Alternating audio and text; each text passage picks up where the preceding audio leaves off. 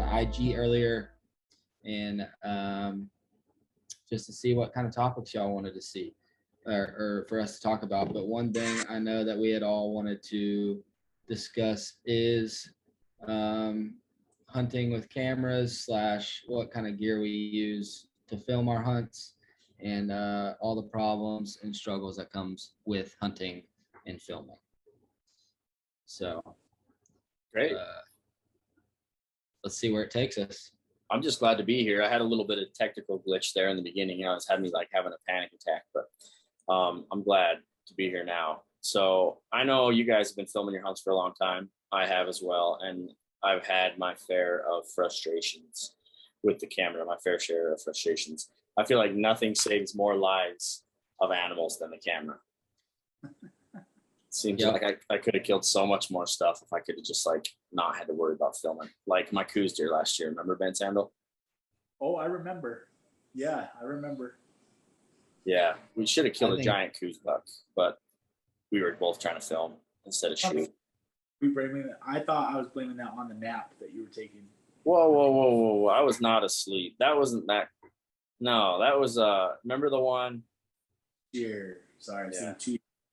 Sorry, the one from 2 years ago is still haunting my dreams, obviously. But yes, last year, you're right. The camera. I blamed the camera. Yeah, there was a big buck and he went across the hill. And Ben's like, well, that one's big. Shoot him. I'm like, okay. And then I'm like, I don't have a rest. And he's like, well, shoot him off of my tripod. I'm like, all right, give me your tripod. And then Ben just doesn't give me his tripod. That's how that hunt went. Video. I needed to get video through my binos. That's true. Yeah. So, I mean, it's not that big of a deal. It was like 105-inch coos deer, though. That's a dink here in Texas. Right. Coos deer down here, like 120 is a good one. But, you know. I think cameras not only save the lives of animals, but sometimes when you press that record button or just even pull the camera out of your bag, like everything disappears. Like nothing is to be found when the camera is out. But for sure, that's just yeah. So what's your, like, as far as blowing stocks and all that, what would be your number one? What would you say is the number one disadvantage to filming hunts? And what's the positives too? Ben? Oh, I'll chime in on this. I think that for me, the disadvantage for filming hunts is, I think of a lot of disadvantages, one being all the extra crap that you got to carry. I think just backup batteries and extra batteries and cameras and everything to go with it. And then it's always taking that extra time to video what you think is just like everyday life. And you're just like, you know, yeah, there's so many disadvantages to video hunts, but I think that the pros outweigh the cons. And as far as I'm concerned, I mean, it's like journal entries to me. That's the way I look at it. Like when I started, I mean, my YouTube channel is just super small, but the whole thing about what I wanted to do when I first started doing YouTube was just journal entries. That's all I wanted. Just document my hunts, record them, and then have them logged in a place where people can see them. But like, I think that I could look back on videos from years and years ago, and it's just some of the best journal entries, you know, that you could possibly have. But yeah, just a great way of documenting stuff. And then also, you know, there's something about like when you find something really cool and the excitement to get it on video, you know, like I'm like, oh man, I got to film this. Like nobody's going to believe this. And I take all this time. And then once I click record and I'm like, okay, it's in there. It's happening. The deer, the bull or whatever's there. Then I'm like, oh, I've accomplished it. It's almost like harvesting the animal to me to be able to film them, you know, when you're out and about and you get, you know, taking that camera. So I really with the camera filming, you know, wildlife and so other people can see it. Plus, you know, you come back with stories and you have no proof, you know, it's a big deal. You got to be able to prove what you see. So there's another pro. Yeah, it's definitely made people be more honest in the field because like you could be a storyteller before, you know, and like, oh, this buck was so big or whatever. But if you don't have the video to back it up, nobody's going to believe you. So it's good and bad, I guess. For guys that like to embellish their stories a little bit, it kind of hurts us. Well, me, yes. That hurts. I can't tell you how many mountain lion stories I've heard of here in Texas, and not one of them's on a camera. Right? It's like literally every old timer you can possibly meet has seen a mountain lion or has been followed by a mountain lion to their deer stand. But Yeah. probably For just sure. an armadillo, buddy. Well, Ben's good at getting everything on camera. I've noticed that about hanging out with him. Like I've always said, there's no Sasquatch, because if there was, Ben Sandall would have filmed it. Like 100%. Ben gets everything on film. That's why I like hunting with him. Like that coos deer we shot together in Arizona a few years ago, like it would have been another cluster for my YouTube channel. It would have been nothing. Like I would have been me walking out and then being like, guys, I got a deer. But because Ben was there, we actually got the whole debacle on video. And we had to do a little bit of collaboration on the editing, because they're like, are we going to leave the bad shot in first? Yeah, I guess we'll leave it in. But like you said, man, it's such a good, like a journal. I wouldn't have written down anything, but now I have like 400 YouTube videos I can go back and watch and be like, oh yeah, that's when I screwed up that one. Yeah. No. Yeah, Ben films everything, but it's always like he has like Alzheimer's or something, because it's always like this. Ben is the best through the glass filmer for sure. Yeah. Through the glass. Where you can keep it on a tripod and you press record and leave it alone. Mm-hmm. Because if not, Ben, you don't know where he's going to be filming, but you don't know where it's going to be angled. You have no idea when you sit down to edit what that footage is going to look like. Just turn her on and let it run. Oh, that's so Hey, true. y'all haven't seen it yet, but there's a fishing video from when Ben came down to Texas. And you probably haven't even looked at the footage yet, but I used some of the footage, and it is probably the worst. I mean, it could have been the most epic footage of cleaning a fish ever, but it was literally like this the whole entire time. I was like, Ben, my face is here. Dude, that's awesome. Yeah, no, I know. I'm the worst. Fidgeting, all this moving around. Yeah. Well, half self- the time you're not even looking through the camera. You just have it pointed somewhere. Self-filming sucks in general. Like it's hard, man. I've noticed that so many times. Like you get home after you film a whole trip and you have like a black speck on your lens the whole time. Yeah. There's so many dumb little things that happen. Like you're not even in the shot. You're zoomed in and you don't know it. And you're just talking. And it's just like everything showing everyone your chin at 40x zoom. But it's frustrating. Set goals, like even with the animal video, you'll probably see how when I'm like doing a vlog or whatever, how I initially start and the camera is pointing where it normally does, like on my forehead or on my ear or something.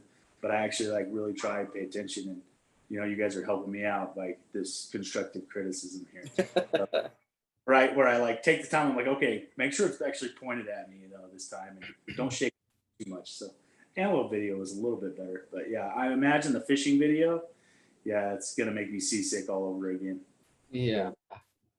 Well, I'd say the pros and cons to self-filming, you have both directions with self-filming or having a filmer, because on one hand, when you have a guy filming you have an extra set of feet making noise on the ground, and you have an extra body just in general having movement. And then filming yourself, you have double the time to set up a tripod, set it on the animal, hope the animal doesn't get out of frame while you take your shot. But I think the struggles come with both, because hunting with a cameraman can be just as hard, especially if he's not in shape and he's sitting in the camera going while you're sitting there trying to take a shot, or I mean anything. But I think just capturing the moment definitely is the biggest pro of it all. But well, I think that with I like having somebody over the shoulder videoing. I mean, but Mike, just it's so much when you're out hunting and you have a camera guy, like it's nice, but there's also, I mean, like you're saying, there's a ton. I mean, you got another, clunky feet walking around, tripping over stuff and breaking, all sorts of noise or whatnot. So I definitely see that there's the con of having a camera guy just as well. Sometimes I'd rather just self-film stuff than have a camera guy just to avoid some of that, but I don't know. Yeah, and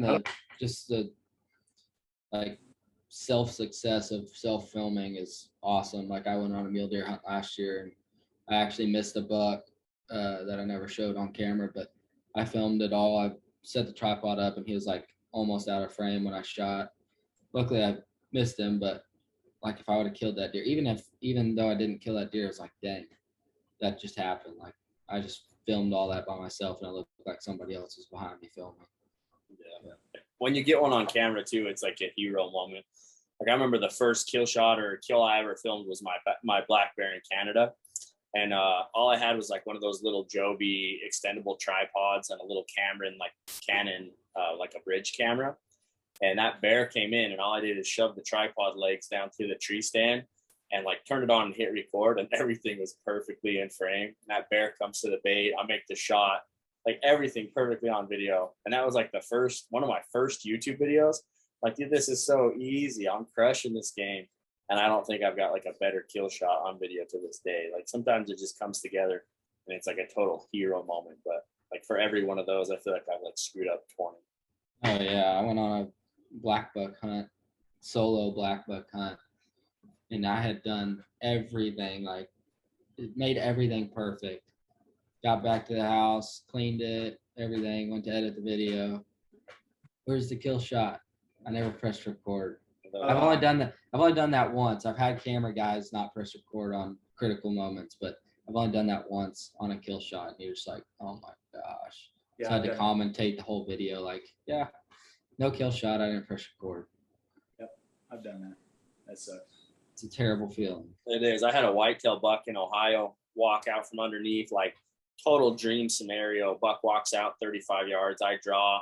I'm about to draw, and I'm like, oh, I got to record this. Boom, I turn on the GoPro, draw, take the shot. I'm like, sweet, everything was perfect. And then I go boom and hit. And then my camera started recording. On the You second hear it one. come So, on. yeah, I was already filming and I got so panicked that I pushed it and stopped the recording right before I shot. So it's just the joys of it sometimes. But I don't know. So I want to ask a question.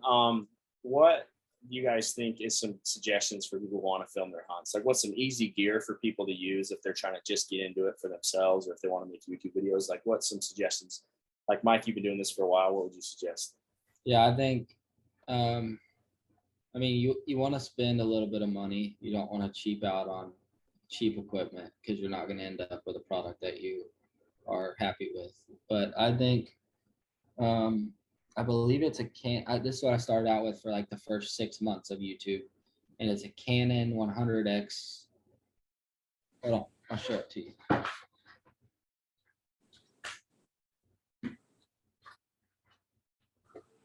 Sorry, it's a Sony RX 100. And that's it. But it's got a flip up screen. You can watch yourself. That's the biggest thing I think starting out is being able to see yourself in the frame and watch yourself. And then I put a little mic on top of this, and that thing worked great. I mean, that's literally the only camera I use that has a good zoom. The only thing bad about it is you can hear it whenever you zoom in. It makes that. But starting out, I'd say I think it's like $1,000, and it's a great camera. It has everything you need in it, low light, everything. And then obviously we've all moved to a lot bigger cameras and more intricate stuff. But honestly, you could film everything that we do with that right there, other than the audio not being as good as having a boom mic or a whatever. So. Yeah, for sure. I started out with a Canon G7X, which is super similar to that, a vlog style camera, handheld. They say the best camera is the one that you always have with you. And then between that and then like a camcorder, I'm running a Sony camcorder with a mic on it now. I know you guys each kind of have one of those too. And then Ben, I know, is a man of the GoPro, right? Well, yeah. I mean, it's just easy. It's fast. The GoPros nowadays, I mean, the audio is never good with the GoPro, but they're getting better than they used to be. But I mean, just they're good to use for like quick action stuff. But the biggest thing in my arsenal is always going to be, along with my optics, is the a phone adapter to throw your phone on, your optics. I'm a big glasser, so I say that 90% of all my video is through my optics with some sort of phone attachment. So, but yeah, and then if I can get side angles with GoPros or whatever's laying around, I mean, I don't have like, I mean, yeah, I just work with bare minimums of what I got, and yeah, so, but definitely, it's been a big deal to have a good mic, a good camera like the camera I got now, just for good hunting, elk hunting, bugles, all that kind of stuff. Getting a good mic on your camera. So Yeah, but even at that, the way that phones are these days, you could, I mean, if you're looking to like start filming your own hunts, start with whatever you can. But if you're looking to go to the next level and do YouTube videos and stuff, you can still, I mean, the new iPhones are insane.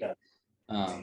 You're not going to have the best audio if it's windy or stuff like that, but the new iPhones, I mean, I have videos today that I filmed clips out of the video with my iPhone because I don't have a camera in reach or something, and it looks no different. It looks great.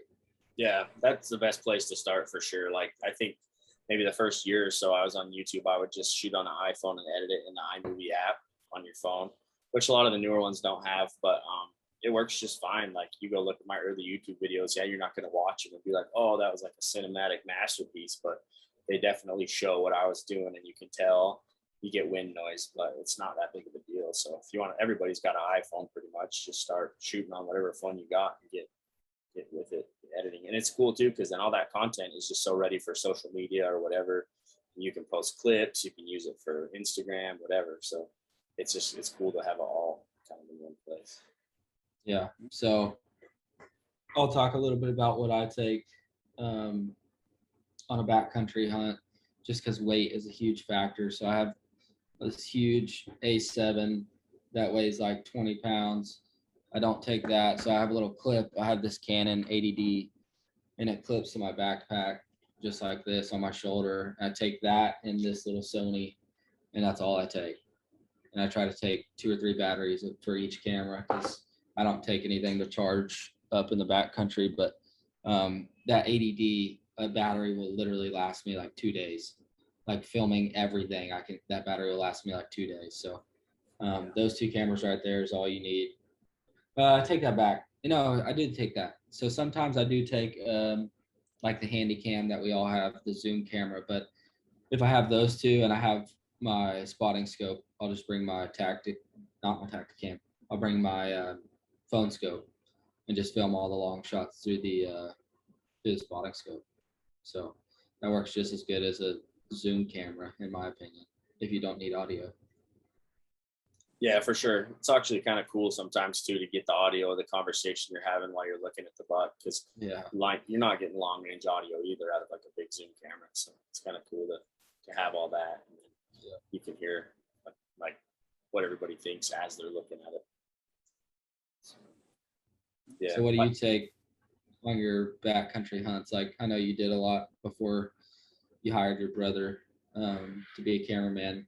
You did a lot of solo hunts and stuff. What would you take? And, like, what was your average? Because I know you hunt a lot around the house, but you'd go in the backcountry and camp. Like, what's your average length hunt when you're just hunting the general bull tag, and what do you take? So like my longer hunts are usually like some mule deer hunts that I would do, and we would go for up to a week on those, and that's like a week at a time with no electricity, obviously. Like, so you have to prepare for that. My Canon that I like to take is it's a SL2, so it's kind of like your 80D. It's a little bit smaller of a body, but a similar type lens. And so I would either take 2 lenses with that camera, like a 10 to 17 was one that I liked a lot, because that gives you a really good vlog range plus like a little bit of mid-range zoom. And then I have a bigger 70 to 100 lens that if I was trying to do high quality stuff, I would take. It's a USM lens, and it's like a really high end lens. I would take those, and then a Canon G7X, which is like a handheld similar to your Sony. And then I would also have some sort of digiscoping adapter for the spotting scope. One other thing that I like is me and Troy have these big zoom cameras. So they have like they're made by Nikon, and the one has like 1000x zoom on it, and it's crazy the stuff you can get when you have a camera like that. They're kind of big and bulky, But just for stuff that's like, oh, you see a deer that's like 600 or 700 yards away, you can video it just crystal clear. Even like it's comparable to what a spotting scope will do, but then you can also shoot regular film with it. So usually Troy would be packing one of those big zoom cameras. And then I carry a 360 camera or like a GoPro or something, and then batteries for everything. So it seems like your camera gear ends up weighing like when I go that way, it's like 10 pounds of camera stuff at the very least. Well, I know Troy videoed that 1,000-yard Colorado buck with that camera, and it turned out pretty sweet. But yeah, I mean, as far as you guys have all this cool stuff, I just give me my damn phone or my dang phone. Sorry, I said. But my digiscope, my phone, and just my little. I'll take my handy cam or whatever it is, the zoom camera. But I'd like to. I need to get a good vlog camera, wide angle lens stuff. I do think sweet shots, cool stuff. I want to do that. I think that's really cool stuff. But yep, I'm mainly just give me the basics enough to just get a video, just film what I'm doing. That's pretty much. Yeah. So a battery pack to charge just a few items I got. you do take a battery pack? I do always. Yep. I have one that'll at least get me through, 4 days. It's typical. And, but yeah, charge my phone and then charge my camera. But the camera battery that lasts several days, a couple days. Yeah. So. Cool. Well, we're gonna be doing a lot of filming pretty soon. So what's y'all schedule? Who's up first? Who's got the first hunt? I know Sandman's going the 16th or the 20th. The 20th starts for me. 20th. Archery, over the counter archery deer. That's my first hunt. So not this weekend, but next weekend. I'm freaking letting arrows fly. Wow. Maybe arrow. When do you go, Ben? Same weekend. So that's Same deer. weekend? Yeah, that's deer and elk in Utah open that weekend archery. So I'm gonna be from the way it is right now. I'll probably be chasing elk, just because we went and did a little bit of scouting and I found just a little spot that I think might be good on the opener. So Are those bulls still in velvet at that time? They're shedding right now, like this week. Like you go out right now, you will find velvet on the ground. So do you have some bulls lined up, or you just have a good spot? Just a spot. I don't know what specifically is there. We just put cameras in there, but I have one bull in mind that I saw last year, right before I killed the bull I ended up shooting. That is a big bull, especially for the unit that I'm running. So hopefully he shows back up. He lives 99% of his life in private property and just pops out every once in a while. And I saw him on the public just for a second last year. So I'm hoping to catch him. I don't know. He was like a 350 bull last year. So let's see. Dang, y'all are making me jealous. Our deer season doesn't start till October 1st, but I'm gonna be somewhere before then. Yeah, you So need to get out here. I may be maybe with Ben in a week or so. So dude, if you're coming to Arizona, man, I want to go. That'd be fun if we could all like line up or something. Especially with those trail camera pics Ben was sending today, bro. You know which one I'm talking about. That fat little Kuzbar, dude. He needs a 100 grainer so bad. He's fat, dude. Like body wise, like he looks like Porky Pig. You pass up 105-inch Coos deer last year, you don't get invited back. I didn't pass nothing. I would have shot it if Ben didn't steal the tripod. Yeah, well, whatever. I just want to be there. The bucks that are roaming where you're going to be your rifle hunt, dude, I mean, the sky's the limit, dude. Who knows what No, I don't want to kill one. I just want to come down and watch you guys. Well, if we can make it happen, it'll be fun. So we got definitely got some. We're so excited for all the way up this whole entire year. We've been waiting for right now. So yeah, 1 week, week and a half. Dang, I gotta book my flights, boys. Yeah, we went out and did a little trail camera check out in one of my spots too for deer, and a couple deer back that we were excited to see. We had one deer show back up. That's he's a big old gnarly white 3x4. If he walks by, he's getting carbon for sure. It's gonna be fun. So it looks like I'll be in Utah now For deer, it's looking like the middle of September. So that'd be cool if you could bomb up there too if you're not on a hunt. Yeah, if I got time, I definitely will pop up. Yep. It's go time. Well, is there anything? Go ahead. I was just gonna say, what else we need to cover on the filming before we switch over? Is there anything else, or you think we got it good? I think we slapped it pretty hard.